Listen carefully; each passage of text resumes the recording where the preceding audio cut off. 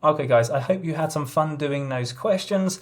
As always, it's a question of building habits, identifying a problem, and then learning to redraft out of that problem and start learning better drafting habits. So if you found the questions easy, I make no apologies for it. You've just begun to build a habit where you're going to say under instead of saying lots of unnecessary language. So let's have a look at some of those answers.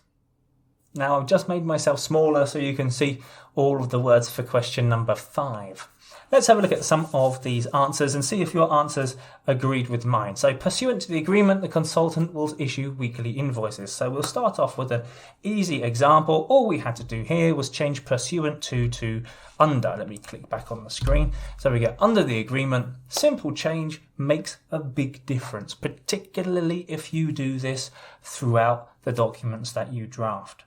Now for question number 2, you're probably thinking Simon's made a mistake here. I've actually used under in the question, so what's the problem here? The problem here is that even though some lawyers write under, they also write unnecessary words which don't need to be there. And in this case, we don't need to say as defined because we say means. So as defined and means, it means the same thing. So this is just repetition which we don't need. So here under section 2, supplier means. You must submit the company's financial accounts in line with the Financial Act.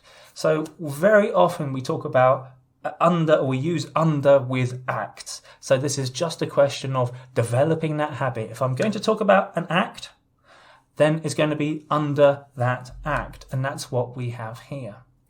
In accordance with the law, it sounds so formal, so professional, so necessary, where it's absolutely not. So under law, director has a fiduciary duty to the company. Keep it nice and clean, keep it nice and simple, keep it nice and professional.